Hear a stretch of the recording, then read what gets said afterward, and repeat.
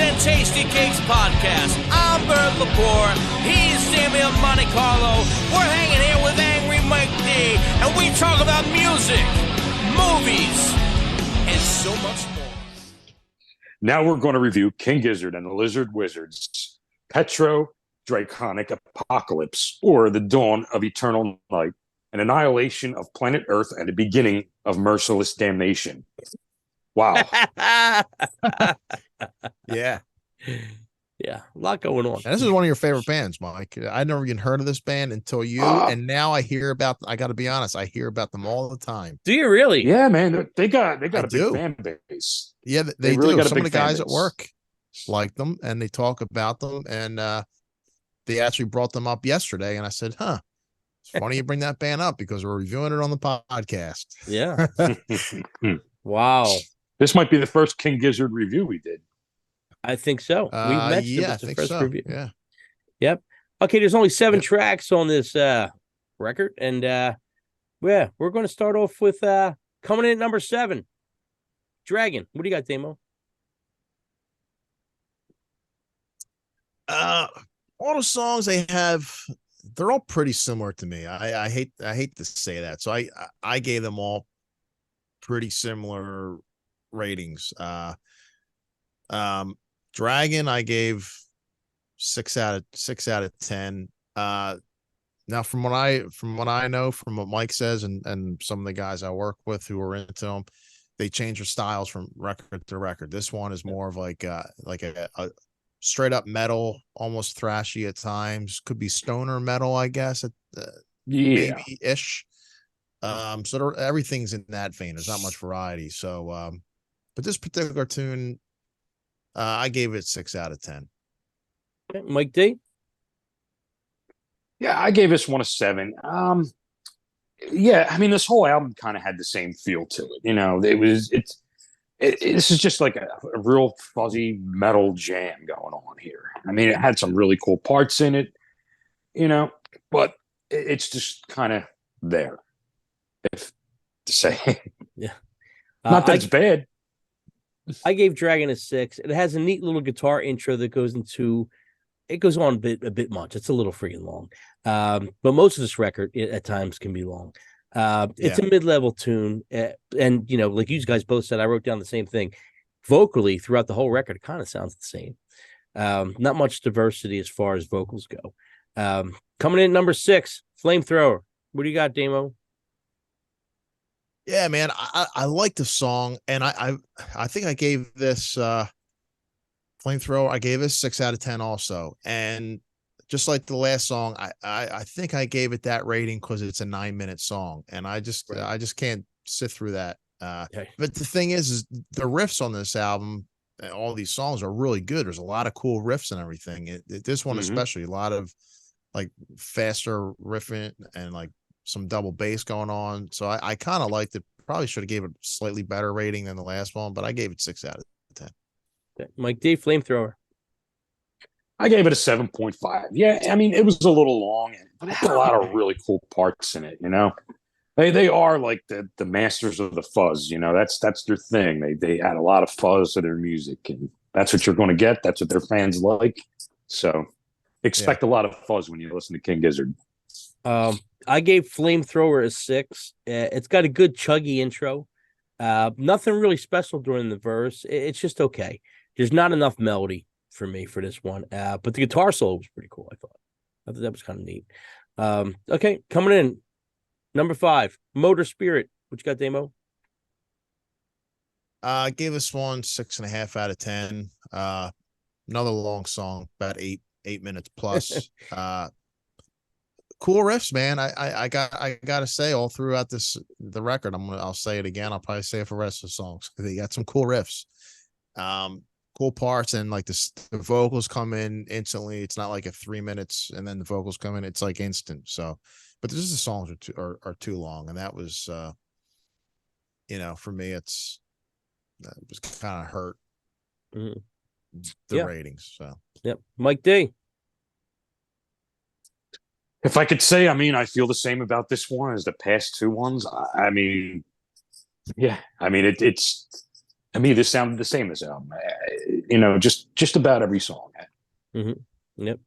I mean, I gave it a 7. I mean, there's some really cool parts in it, but that's all you're getting.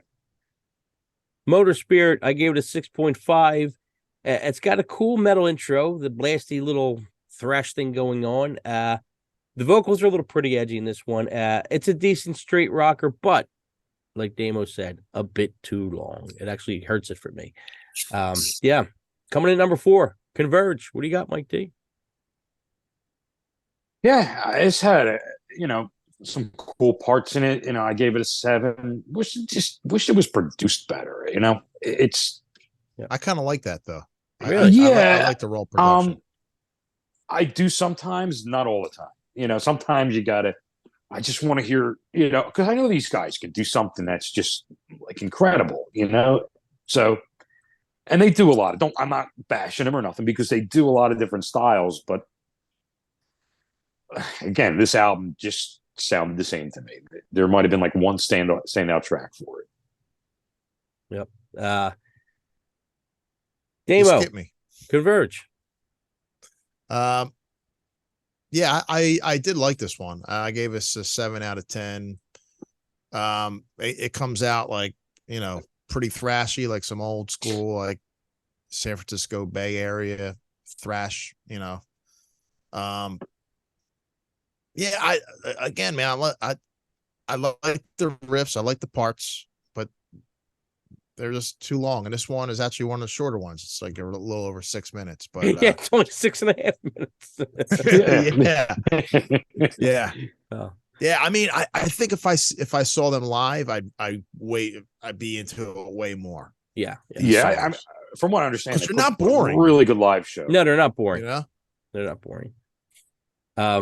Yeah, Converge, 6.5 from me. Heavy riff.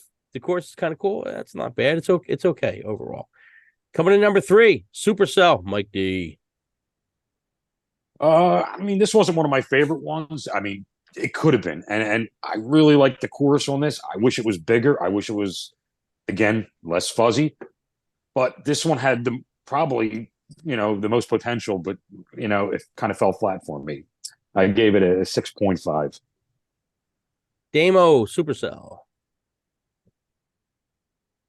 Yeah, this one was pretty cool. One of the shorter ones again, a little over 5 minutes. kind of had like less thrash vibe, but more of like a new wave of British heavy metal. Like I could see this coming out like around 1980 or something. 81, like Venom or something. Yeah. That's what it reminded me of. And I kind of like the production on it, on this album. But this one particularly sounds like a early 80s kind of like metal song. Yeah, Supercell. I gave it a 7.25. Straightforward driver. It's not bad.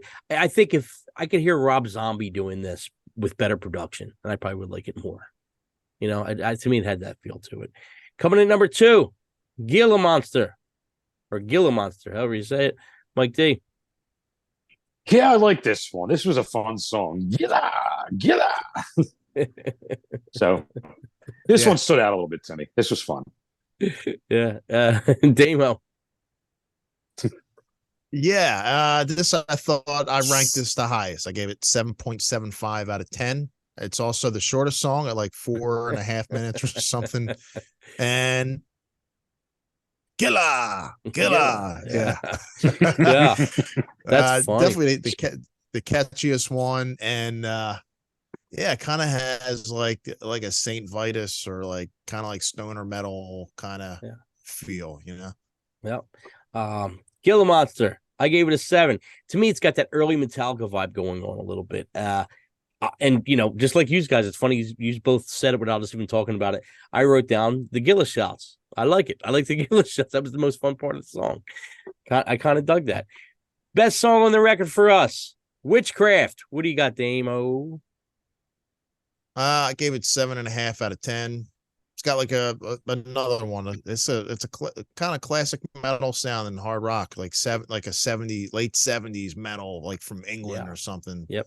I thought it was a cool tune. Yep. Mike D, Witchcraft. Yeah, I like this one. I like the groove of it. I like the way it was sung, and this was probably my favorite track off the album. Yeah, it just had that kind of like that Middle Eastern thing, which they do so well, kind of mixed into this one. This one was the standout for me. Yep. For me, Witchcraft. I gave it an 8. It was definitely my favorite song on the record. It's got a cool vibe. It's a little wacky here and there, but I kind of dig it. It's fun too. It's fun. I would like if I made a mixtape, I would put Witchcraft on it. That's probably that. Maybe the Gill just for the fun of it. I'd throw that one on there too. Okay, final thoughts, Damo. I thought it was a good metal record, old school sounding, record, even production wise. The only negative I had was that some of the songs were a little too long. I wish they were maybe shorter, but from I don't know much about this band, but the little I do know is that they're into the quirky shit and long stuff and proggy kind of like psych rock and stuff. So, and they do whatever the fuck they want, and they're all over the place. They do what they want, and they change from record to record, which I think is really cool. And I think their fans would like it. Mike D, final thought. Yeah, I mean, when I heard they were doing like another metal album, I was kind of excited, and this was kind of a little bit of a letdown for me because when they did Infest the Rat's Nest, man, that album kicked ass. Like, that was like pure like old school metal, like nice 3-4 minute songs in it. It got to the point and it was over. This one, it's just it's too overdone. I mean, maybe I don't know. Maybe I'm in the mood for it down the road, but right now, I don't know. I felt spent listening to this one. So, but who knows? I might a couple years down the road might be my favorite album. Like when Damien laughs, it's so like spent. It sounds like a record that someone would play if they're playing like Warcraft or something like that. Yeah. I mean, it's good. It's good background music. It's really good, but it's just. Yeah, I just think it needs more substance to it. If that makes any sense. Killer. For me, my final thought is, I like that they went heavy, but their heavy kind of didn't work on this record for me. The production, I'm the opposite of Damien on this one. I think if the production was better, it would have been a little better songs. We would heard the songs better. It's not big enough for me, and the vocals were just really. The vocals were kind of the same throughout the whole record. There was nothing. I couldn't give you a melody line that came out of that record as far as the vocals go. Music wise, unbelievable. The drummer's doing some crazy stuff. They're all over the place. It's really neat. If you just strip it down and listen to what they're playing, it's pretty neat. Great musicians. I'm sure these guys are great musicians. And we heard other stuff from them before, so they're all over the place and they do every style. I just wish they would get, a big producer, even though it's not their style, and let's see what they could really come up with, with somebody at the helm. Yeah. So we gave this is their 24th album in 2 years. Their fans they've been around probably about 13, 14 years. So that's pretty good there. Yeah, their fans they're pumping them out. Probably hate it. Yeah, if they went with like a big name producer and put some money into the production, their fan base will probably absolutely hate it. Yeah, exactly. Yeah, it's that double edge. We gave this a 6.9 as a total rating, which kind of falls on our average scale. It's okay, it's all right. And that's what we got for King Gizzard and the Lizard Wizard, Petro, Dragonic, Apocalypse, and all that other stuff. Tune in next week for the next week when King Gizzard record is coming out. All right, so you never know. They could have 5 more by next week. You never know. They pump them out, man. So.